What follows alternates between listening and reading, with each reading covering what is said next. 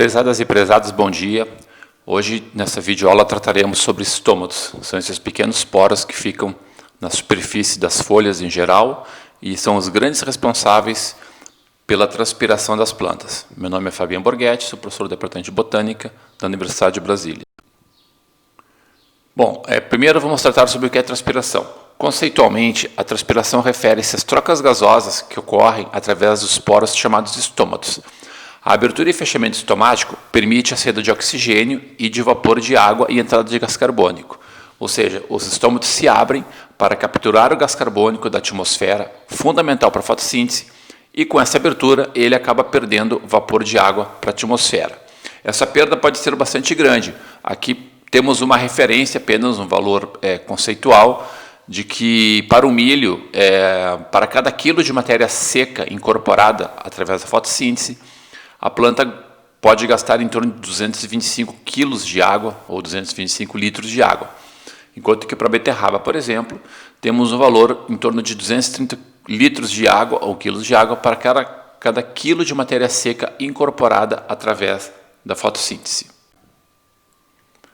Bom, e o que seriam então os estômatos?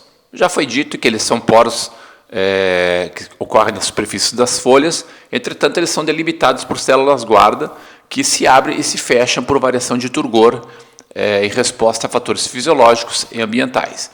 Os estômatos, eles ocorrem em briófitas, eles não são tão funcionais nesse grupo, isso limita então a sua distribuição aos ambientes mais úmidos, mas ocorre também em pteridófitas, gimnospermas e angiospermas. Como a gente pode observar nessa figura, as duas células guarda são células irmãs, que estão conectadas e intimamente relacionadas funcionalmente. Entre elas ocorre a formação de um ostilo ou uma abertura. As células guarda são células vivas, naturalmente, elas apresentam cloroplasto, parede delgada na sua superfície externa e uma parede espessada na porção interna, onde ocorre o poro ou o ostilo, e a posição delas é superficial em relação à folha, e elas delimitam um espaço entre a atmosfera externa e uma câmara subestomática, ou o espaço interno, ou um espaço entre as células ocorrentes no mesofilo. As células guarda estão também conectadas ou relacionadas fisiologicamente às células subsidiárias, através das quais então elas trocam solutos e trocam água, que é fundamental no funcionamento estomático. Nessas duas imagens podemos ver fotografias de varredura da superfície de estômatos em tecidos foliares ao lado e de um fruto, no caso aqui de Psidium, abaixo. Então, os estômatos eles podem ocorrer em folhas, eles podem ocorrer em frutos, até mesmo em ramos ou caules herbáceos, geralmente associados com tecidos fotossintéticos, cuja presença de estômatos então é necessária para que ocorra a eficaz troca de gases entre o tecido fotossintético e o meio externo. Podemos observar claramente também a abertura, o poro estomático, nesses dois casos aqui. E a depender do local de origem da espécie, da sua região de ocorrência, os estômatos eles também podem apresentar algumas adaptações. Nesse exemplo aqui, uma planta de clima seco, onde se observa que a cutícula ela apresenta-se espessada, então ela cria uma grande camada sobre a epiderme, o que é muito adaptativo para esse tipo de situação. Uma espécie de ambiente seco, ela tem uma possibilidade de perder muita água devido à secura do ar. Dessa maneira, um estômato que fique recuado, que fique mais afundado em relação à superfície, é estratégico, porque ela cria uma anticâmara, ela cria um ambiente entre a atmosfera externa e os espaços intercelulares que tamponam ou reduzem a velocidade de saída do vapor de água das câmaras subestomáticas para esse espaço, para a atmosfera. Isso dá mais tempo, então, por exemplo, para que o gás carbônico seja absorvido pelos estômatos por processo de difusão, e com isso, então, ele protege a planta da perda excessiva de água que pode acontecer nesses ambientes secos como desertos e mesmo ambientes savânicos durante a estação seca, quando a umidade do ar cai bastante. A distribuição dos estômatos também depende bastante da estrutura das folhas dos tecidos vegetais. Nesse caso aqui nós temos o exemplo da distribuição de estômatos em monocotiledôneas, que normalmente apresentam então as fibras paralelas entre si, e os estômatos acompanham essa distribuição das fibras. E nesse outro caso aqui, é um estômato ou a superfície foliar de uma dicotiledônea, onde então observa-se que tanto as células superficiais, as células epidérmicas, quanto os estômatos, eles têm uma distribuição mais ao acaso. Plantas em geral, ou folhas em geral, pode conter de 100 a 600 estômatos por centímetro quadrado foliar. É claro que isso é uma referência, esse aqui é um parâmetro apenas, não quer dizer que seja exatamente entre esses valores, mas a grande parte das espécies caem dentro desses limites. E normalmente os estômatos eles correm em maior concentração ou em maior densidade na face abaxial em relação à face adaxial das folhas. Bom, aqui podemos ver um corte de uma folha, mostrando então seu parênquima ou a sua epiderme, o parênquima palissádico, o parênquima lacunoso ou esponjoso, mostrando câmeras subestomáticas formadas pelos espaços intercelulares, que temos então o tecido vascular com os vasos do floema e do xilema, os grandes responsáveis, os vasos do xilema, em trazer a água sob a forma líquida para essas células, e a existência de cloroplastos e plasmodesmos interconectando essas células. Então, em geral, a água ela chega sob a forma líquida pelo xilema, ela é transportada através dessas células e difunde-se dessas células para a câmara subestomática. Então, aqui um processo de evaporação. A água ela evapora a partir dessas células, preenchendo de vapor esses espaços subestomáticos, esses espaços ocorrentes no mesofilo. Uma alta concentração de vapor de água aqui faz com que então haja uma tendência espontânea dessa água sob a forma de vapor sair para o espaço externo. Nesse espaço ou nesse momento que os estômatos são atuantes, a sua abertura e fechamento vai regular a saída de água sob a forma de vapor e, consequentemente, também vai regular a entrada de gás carbônico para dentro das câmaras subestomáticas. A abertura e fechamento estomático depende de fatores fisiológicos, ou seja, fatores intrínsecos à planta, depende do ambiente externo, por exemplo, da umidade relativa do ar, da temperatura, e a abertura e fechamento vai determinar, então, esse grau de resistência estomática. A resistência estomática, ela, então, é definida pela abertura e fechamento. Quanto mais fechado os estômatos, mais difícil são as trocas gasosas, e quanto mais aberto, ele facilita a troca gasosa. As trocas gasosas também dependem desse espaço ou dessa camada de ar limítrofe que ocorre entre a superfície das folhas e a atmosfera. Eventualmente, algumas folhas elas podem apresentar pilosidade, elas podem apresentar um estômato mais afundado em plantas de deserto, de ambiente bastante seco. Elas podem sofrer algum tipo de angulação em relação ao meio, de maneira que elas podem criar dificuldades nessa passagem de umidade de dentro das câmaras para o ambiente externo. De certa maneira, isso é um tipo de resistência também, ou uma maneira de controlar a transpiração das plantas. Bom, é sabido que a água, sob a forma de vapor, e os gases oxigênio e gás carbônico, eles atravessam os estômatos por difusão. Esse é um processo relativamente rápido, porque a difusão pelo ar ela é mais rápida que pela água. E essa velocidade do processo depende da distância a ser percorrida e da dificuldade em atravessar determinada área. Por exemplo, o tempo de difusão de uma determinada substância depende da distância a ser percorrida, ou do quadrado da distância a ser percorrida, por um coeficiente de difusão. Esse coeficiente de difusão vai depender da substância que está sendo difundida e do meio pelo qual ela está sendo difundida, se é um meio aquoso, se é um meio líquido. Temos o caso aqui da água sob a forma de vapor, que ela não se difunde pela água, porque ela já está no meio aquoso, mas o vapor de água se difunde pelo ar a uma velocidade de 2,42 vezes 10 a menos 5 metros por segundo. Esse é um coeficiente. O coeficiente de difusão do gás carbônico Na água é em torno de 1,7 vezes 10 a menos 9, enquanto que no ar em torno de 1,51 vezes 10 a menos 5. Nesse caso aqui podemos ver, por exemplo, que o gás carbônico ele difunde-se muito mais rapidamente no ar do que na água. Para ter uma referência, temos aqui a velocidade de difusão também do oxigênio, que no ar atmosférico é em torno de 1,95 vezes 10 a menos 5 metros quadrados por segundo. Também podemos constatar aqui nessa tabela que a velocidade de difusão da água no ar atmosférico é maior que do oxigênio, que por sua vez é maior que do gás carbônico. E a partir daí, então, podemos fazer uma medida de difusão da água e de gás pelos estômatos usando a mesma fórmula anterior. Aqui, por exemplo, temos uma pergunta: qual o tempo de difusão de uma molécula de água da câmara subestomática em direção ao ar atmosférico? Vamos estabelecer uma distância de em torno de 3 milímetros, que é uma distância bastante razoável. Aplicando-se na fórmula, temos aqui que 3 milímetros equivale a 3 vezes 10 a menos 3 metros elevado ao quadrado, dividido pelo coeficiente de difusão da molécula de água no ambiente ou no espaço aéreo. E temos aqui uma distância ou um tempo de difusão da água em torno de 0,375 segundos.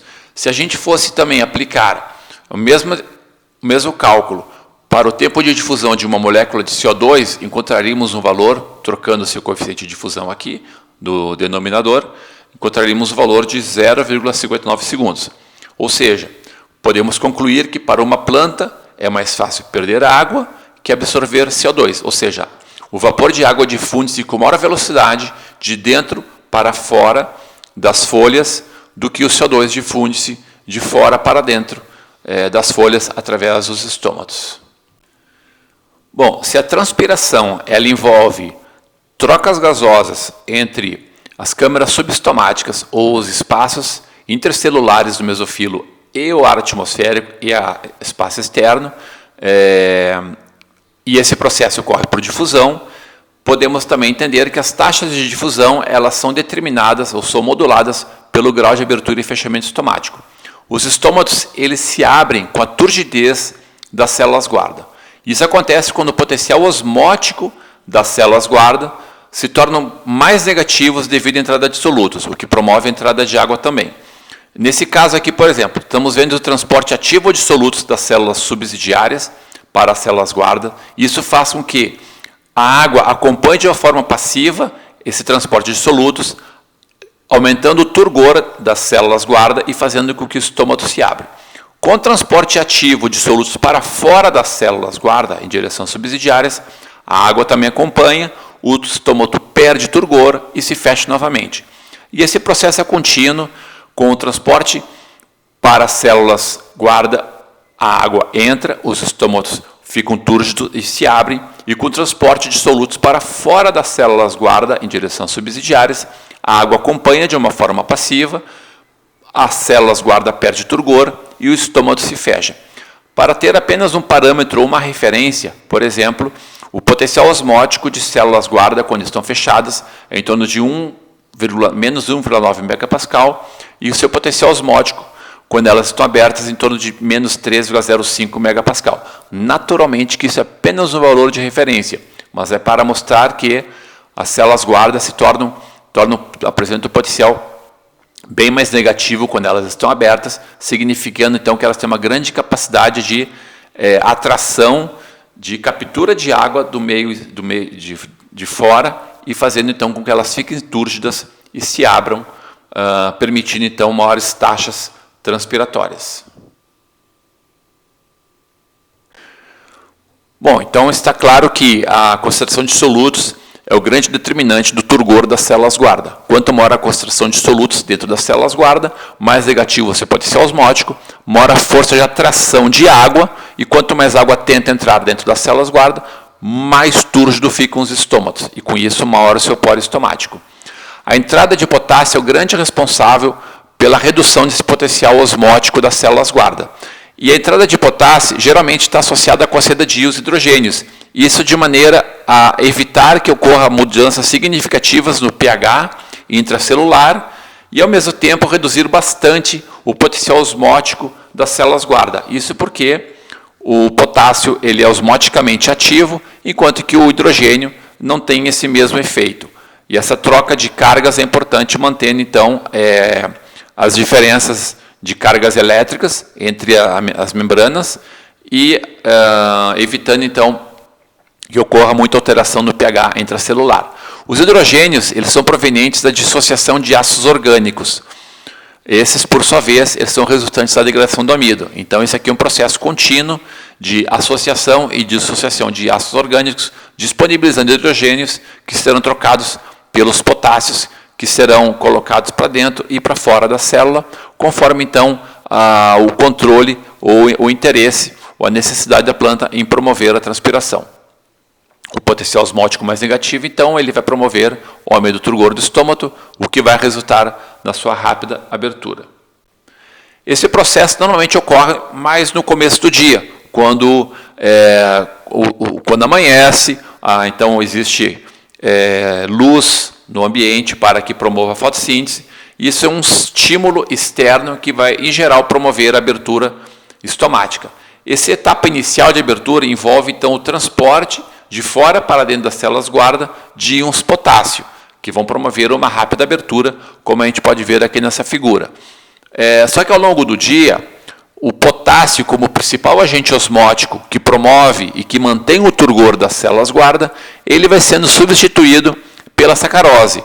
No começo do dia, então, o potássio é o grande determinante do turgor celular, ou seja, da abertura estomática, e ao longo do dia, então, ele vai sendo transportado para fora das células guarda e sendo substituído pela sacarose, que passa a ter, então, a função primária de manter uma alta concentração de solutos dentro das células guarda e, com isso, consequentemente, manter o seu potencial osmótico bastante negativo, o que naturalmente vai fazer com que a água seja atraída para dentro das células guarda e forme esse turgor celular que mantém o poro estomático aberto.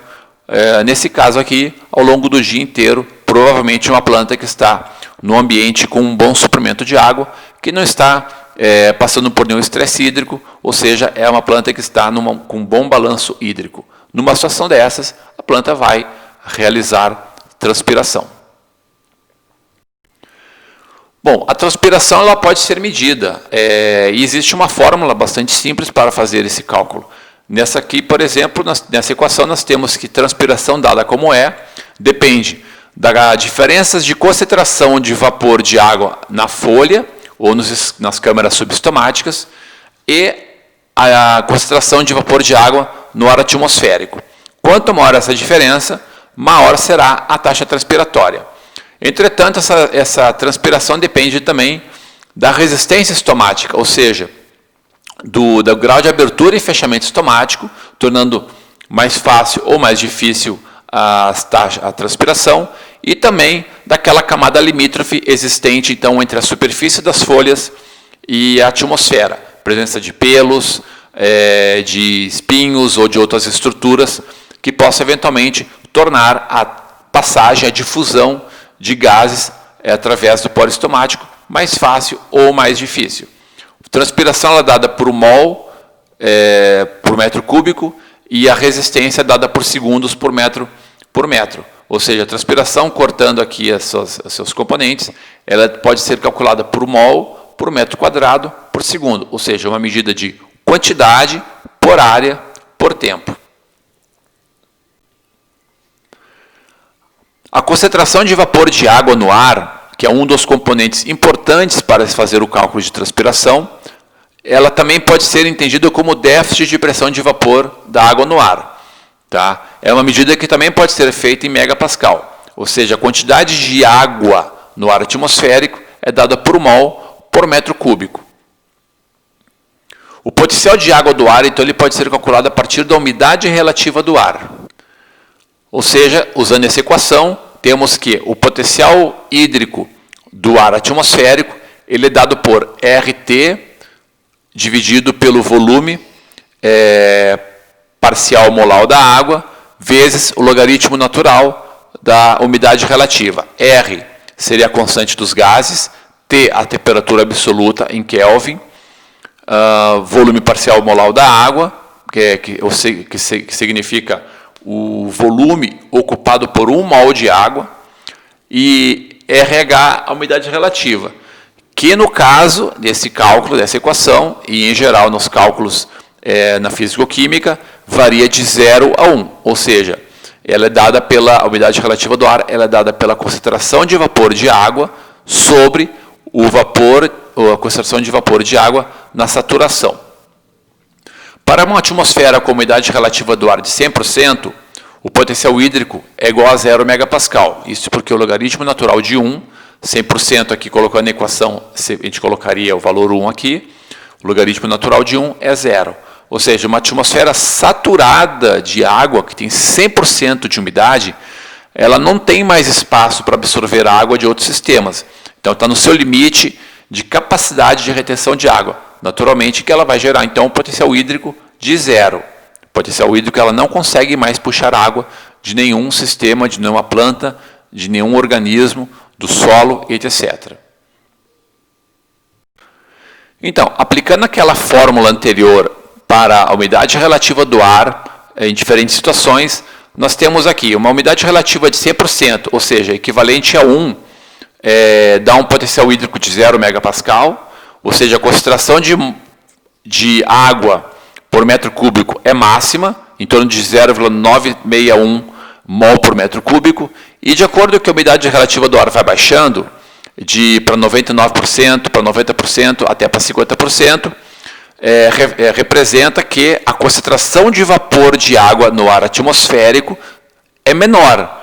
Por exemplo, uma umidade relativa do ar de 50%, aqui dado como 0,5, vai representar uma concentração de vapor de água em torno de 0,48 mol por metro cúbico. Isso equivale a dizer, ou isso vai representar, o potencial hídrico do ar atmosférico em torno de menos 93,6 megapascal. É um potencial hídrico bastante negativo.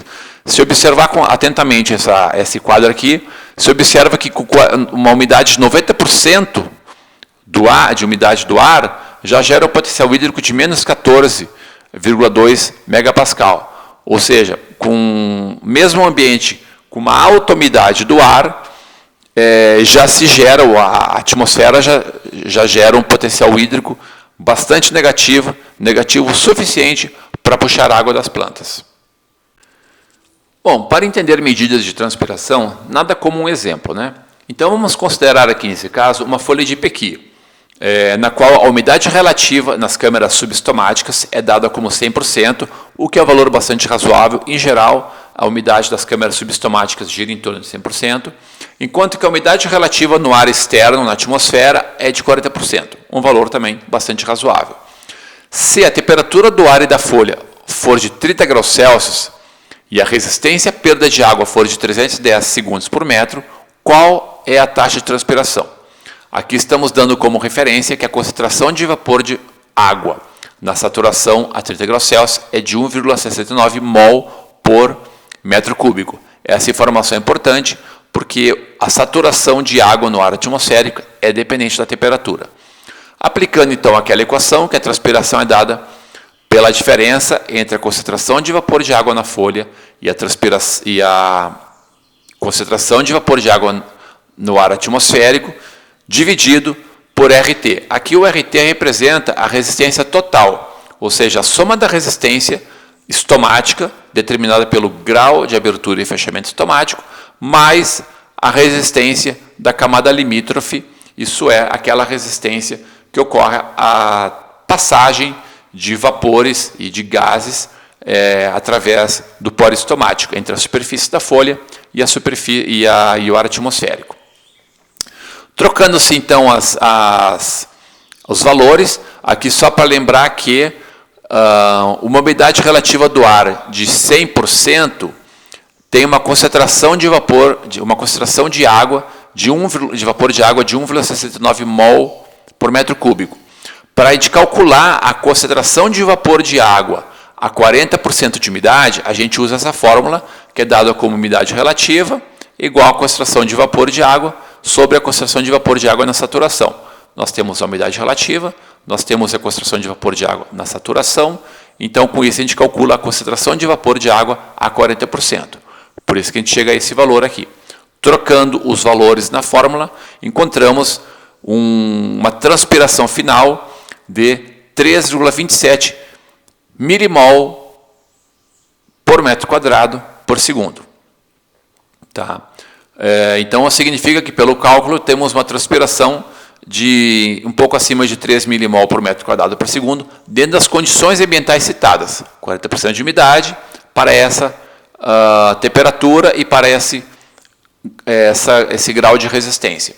Então, agora fica para vocês fazerem o cálculo como seria a taxa de transpiração se a umidade relativa do ar baixasse para 30% e se a resistência total aumentasse para 450 segundos por metro. Vamos considerar a mesma umidade relativa do ar de 40%.